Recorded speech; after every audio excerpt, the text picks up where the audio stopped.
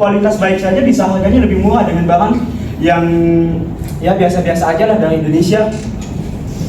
Kadang di Indonesia harganya mahal, barang yang belum seberapa dibandingkan dengan harga-harga di luar negeri yang kualitasnya bagus dan harganya lebih murah, ya tentu kita memilih dari luar negeri.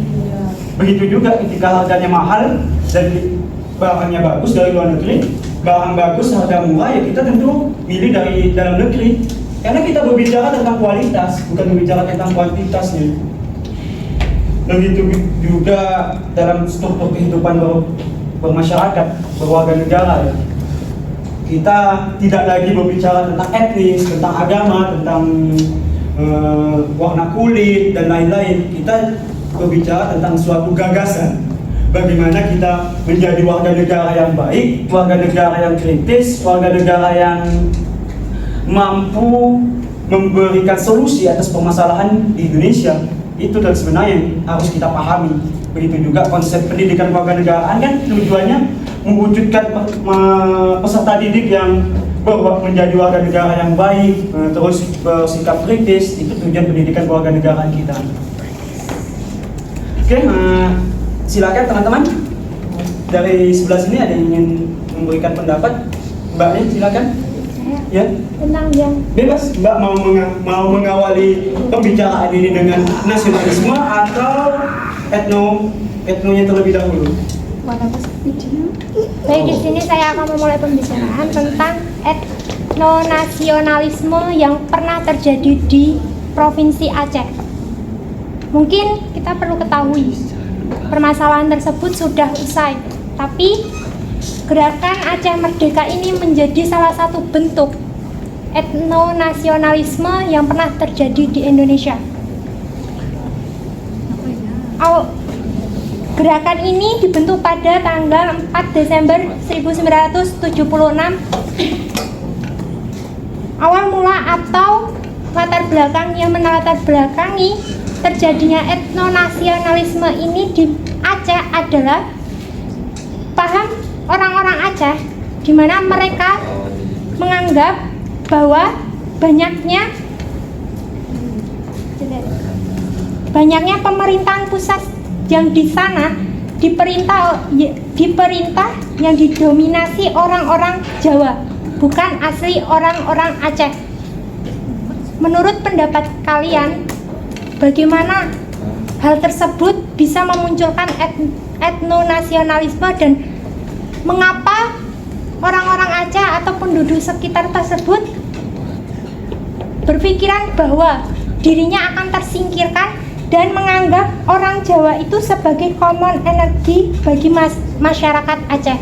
Mungkin dari teman-teman ada yang silakan ada yang menanggapi.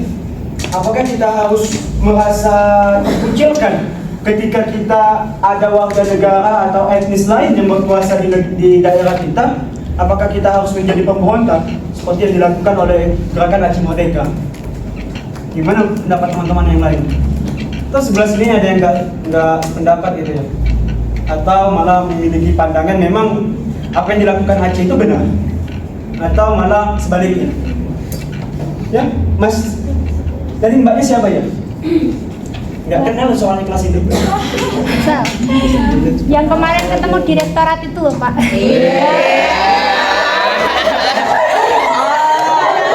Jadi itu. Ketemu direktorat itu saya nggak tahu namanya siapa. Lutfiana dengan akhiran NIM 006. Sebenarnya NIM-nya nggak penting. Yang penting namanya. Oke, silakan Masnya. Belum memahami konsepnya. Silakan berikan tanggapan saja lah tentang menurut Mas secara pribadi ya, menurut pandangan subjektif Mas itu apakah yang dilakukan oleh warga negara Aceh dengan melakukan gerakan pemerdekaan diri dari Indonesia itu sesuatu yang diharuskan gitu ketika melihat daerahnya dipimpin oleh etnis lain.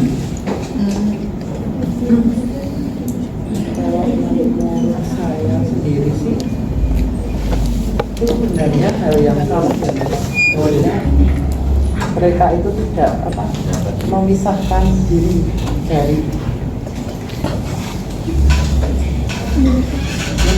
dari Indonesia gitu. Nanti kan akan kalau satu wilayah dengan masalah seperti itu terpisah, itu nanti bisa saja mempengaruhi wilayah lain.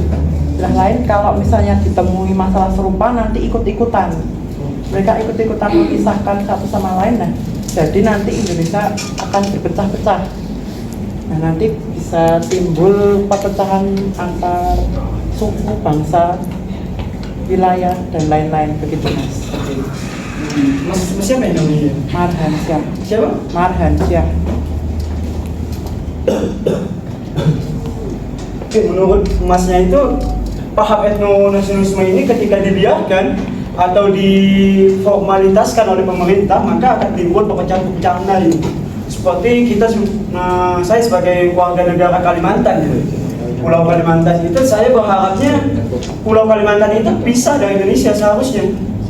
Karena melihat begini, seluruh kekayaan yang ada di Pulau Kalimantan yang dianggap sebagai paru-parunya Indonesia, karena di Kalimantan hutannya luar biasa ya. Bahkan kalau teman-teman belum pernah ke Kalimantan, teman-teman akan beranggapan bahwa Kalimantan itu ya sebuah hutan. Itu pemikiran yang bisa dibenarkan juga, karena memang kaya akan hutannya Kalimantan.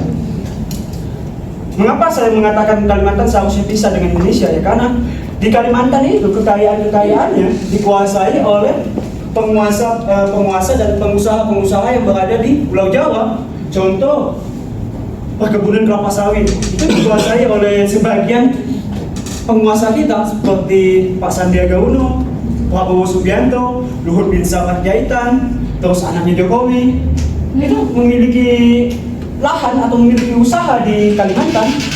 Batu bara juga dikuasai oleh Cina ya, warga negara Cina.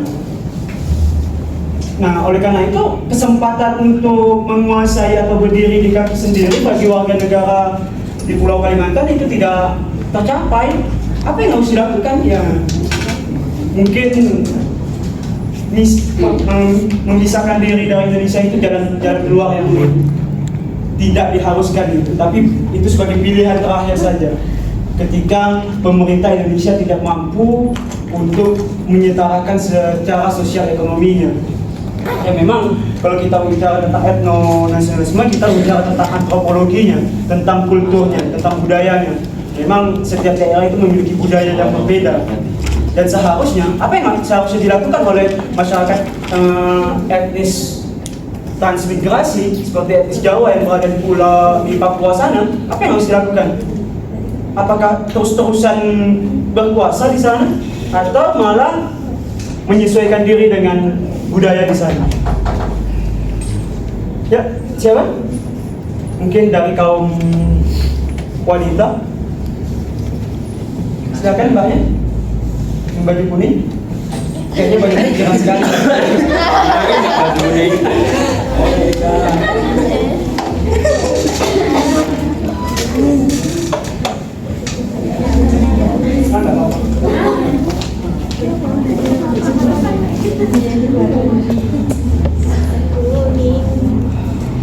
Menurut pendapat Mbak saja yang Mbak pahami tentang nasionalisme maupun etnonasionalisme,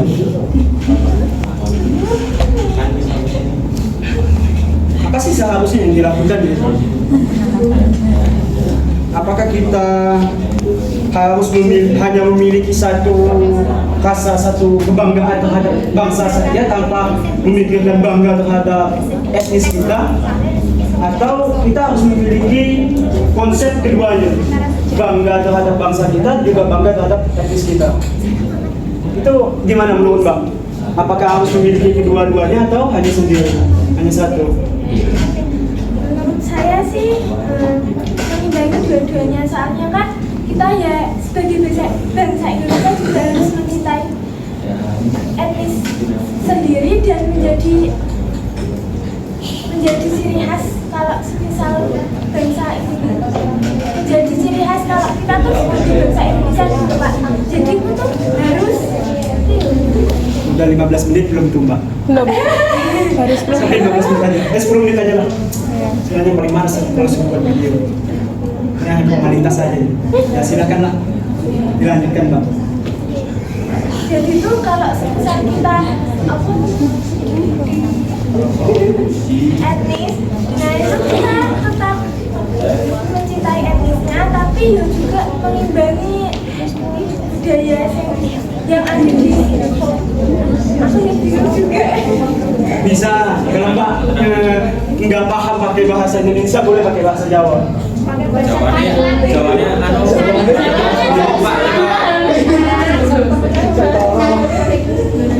parah ya Ramono. Jadi menurut Mbaknya itu begini, menurut Mbaknya itu bahwa kita harus memiliki dua sikap itu. Kita di satu sisi kita harus bangga terhadap bangsa kita juga harus bangga terhadap etnis kita.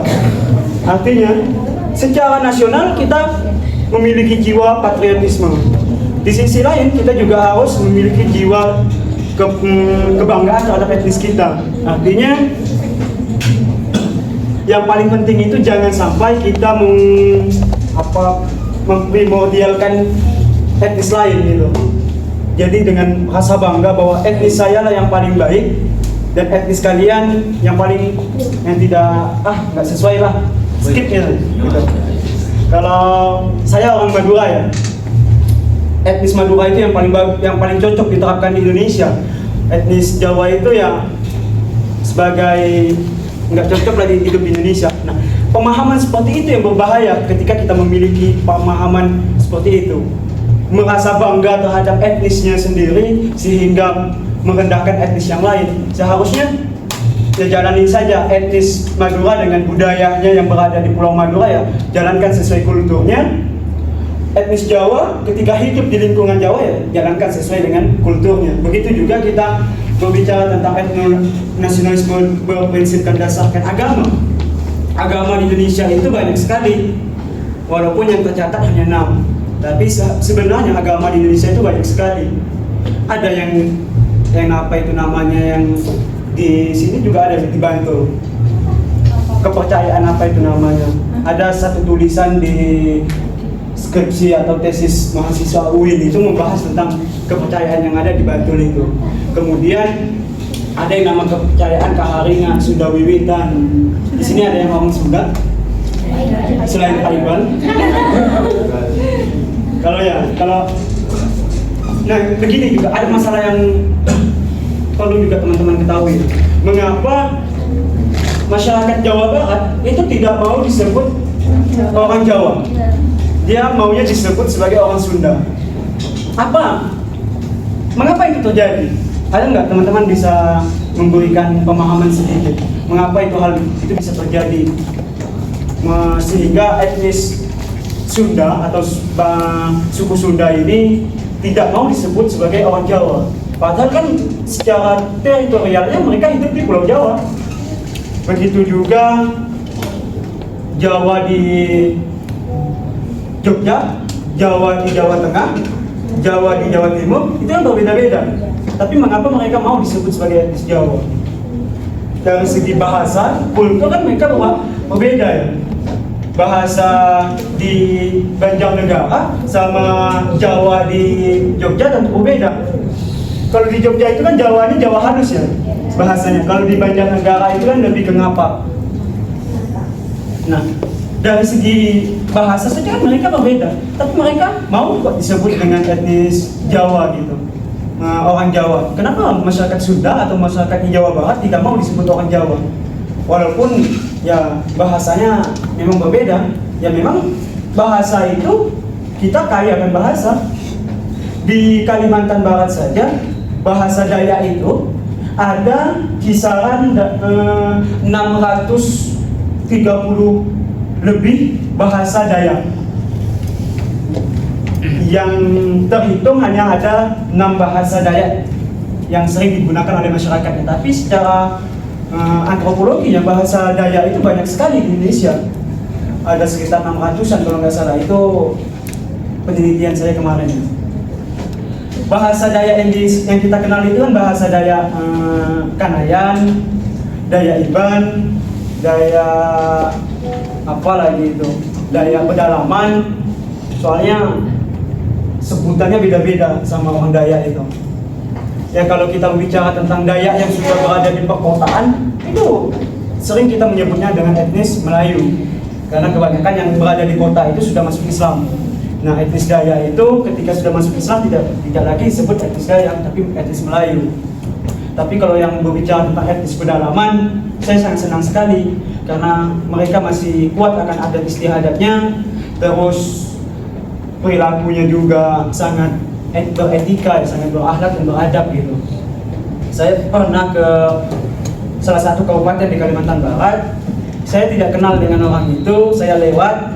Seharusnya kalau secara etika itu warga pendatang yang menyapa masyarakat setempat ya, warga setempat. Tapi faktanya di sana masyarakat etnis Dayak itu mereka menyapa terlebih dahulu. Ya, entah itu dengan menyapa basa-basinya Indonesia maupun basa-basinya masyarakat Dayak. Karena masyarakat kita ini terkenal dengan basa-basinya. Sudah tahu kita sedang baca buku, masih ditanya, sedang apa? Sudah tahu kita sedang makan, ditanya, sedang makan apa? Ya jelas kok jadi bisa lihat kok sedang makan apa, kita makan Indomie, kok masih ditanya. Basa-basinya warga negara Indonesia kita itu luar biasa. Ya itulah yang namanya budaya kita. Kali juga netizen kita dianggap tidak sopan. Menurut saya ya sopan-sopan saja lah. Bermaki-makian di media sosial itu ya hal yang wajar menurut saya. Yang tidak wajar itu ya kita baper di media sosial. Artinya ada orang yang ngatain kita, kita baper dan kita emosi. Itu yang salah sebenarnya. Ya, mereka mau maki-maki ya silakan saja, urusan mereka. Kita nggak senang ya skip. Kalau bisa unfollow.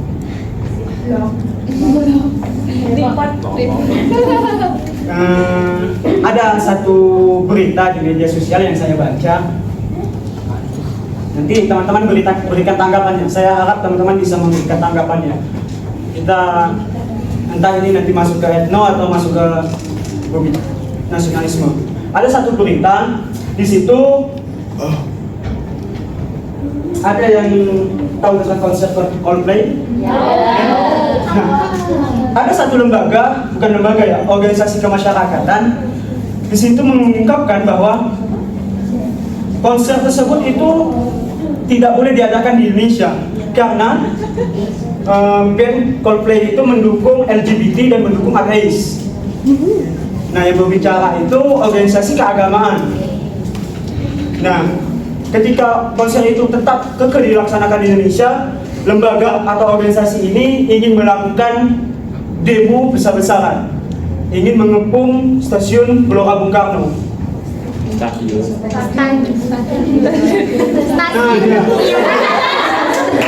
Stadion Gelora Bung Karno GBK itu ingin mengepung. Secara konsep pemikiran, menurut teman-teman ini perlu tidak dilakukan pelarangan? Kalau kita berbicara tentang historisnya ya, LGBT di Indonesia tentu dilarang. Tapi kita juga harus paham, yang dilarang di Indonesia tentang LGBT itu bukan orangnya, bukan pengidap LGBT-nya, tapi perilakunya. Nah, menurut teman-teman, terhadap apa yang disampaikan oleh organisasi Islam ini terhadap pelarangan konser Coldplay di Indonesia, itu bagaimana teman-teman menanggapinya? Karena mereka beralasan bahwa band tersebut mendukung LGBT dan mendukung ateisme. Ada yang ingin berpendapat? Silakan. Ya. Saya beranggapan kalau menurut saya ya kan itu tidak mempengaruhi karena tujuan Coldplay kesini kan cuma membuat konser, dia tidak ininya tidak keluar bahwa tidak keluar ke masyarakat Indonesia untuk melindungi LGBT, kan tujuannya hanya untuk konser, mencari uang, cuma itu. Menurut saya seperti itu. Kalau menurut saya memang ya di Indonesia LGBT itu dilarang. Tapi kan kalau itu kan dari itu kan dari luar ya. Dia cuma, saya sependapat dengan Mbak Esi, dia cuma di Indonesia itu ingin konser. Jadinya mereka membawa di karena kan merasa bahwa hal-hal tersebut tuh lumrah kalau di sana, tapi kalau di sini mungkin bisa apa ya, bisa bertoleransi gitu loh Pak. Ya itu ya, dia kan nggak tahu apa-apa di Indonesia itu cuma mau konser, tidak mau mendorong untuk orang-orang Indonesia untuk mengikuti jalannya LGBT atau dan lain sebagainya. Ya, masih ada yang lain? Mungkin ada teman-teman di sini yang berpandangan dari konsep agama maupun hak asasi manusia. Silakan Mbak Nin. Saya tuh yakin juga penonton tuh mayoritas itu cuma menikmati lagunya, bukan untuk setuju dan yakin dengan kepercayaan mereka itu. Ada yang lain? Mungkin di sini semua setuju ya kalau konser Coldplay itu dilaksanakan di Indonesia. Tapi yang jadi permasalahan sebelumnya itu pendapat dari salah satu organisasi tersebut. Bagaimana menurut teman-teman? Jika dilihat dari sisi keagamaan maupun dari sisi hak asasi manusia, ada yang berpendapat lain atau memiliki pandangan secara struktur keagamaan, karena sangat sensitif ya isu LGBT dan ateisme ini ketika disandingkan dengan agama. Ya memang semua di Indonesia ini secara Pancasila itu tidak beragama itu dibenarkan. Yang tidak dibenarkan itu tidak bertuhan. Karena dalam sila 1 dari Pancasila itu bunyinya bukan agama tapi ketuhanan yang Maha Esa. Tuhan itu kan secara pandangan, secara teorinya bisa dimaknai berbeda.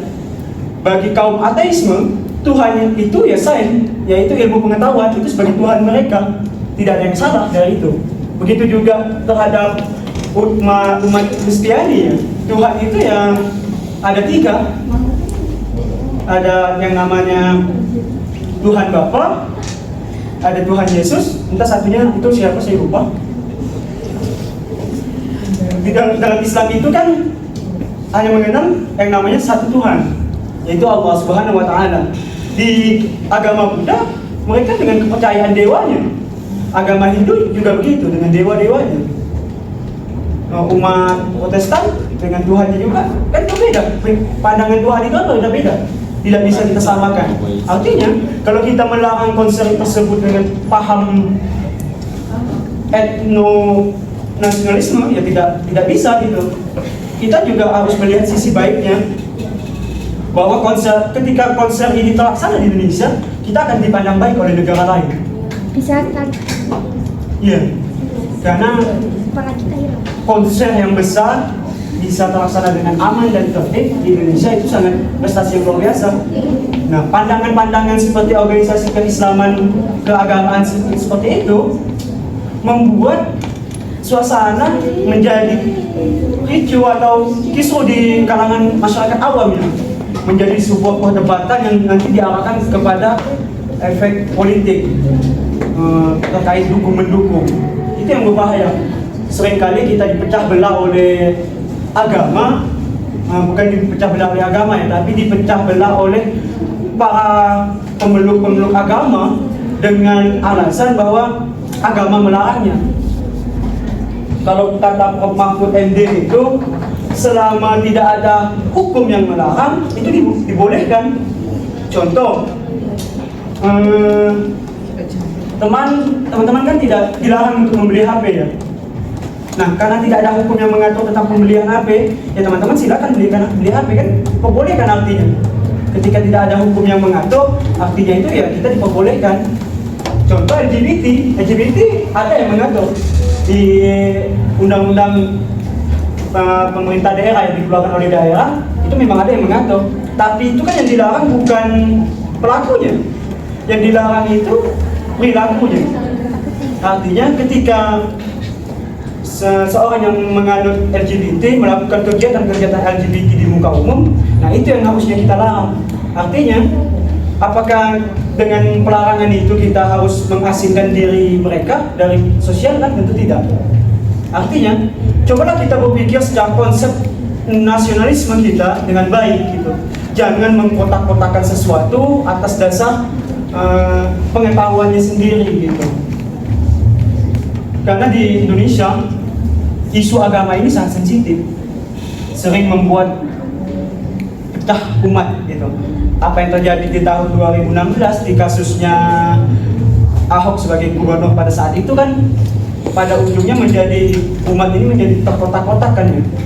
Ada yang disebut kadrun di media sosial itu, ada yang disebut dengan pendukung komunisme dan lain-lain. Seharusnya ya pendapat-pendapat seperti itu tidak perlu diungkapkan secara luas di media sosial. Seharusnya kita mengedepankan prinsip nasionalisme. Mungkin ada teman-teman yang lain? Pak, udah 25 menit. Ya, matikan saja. Ya.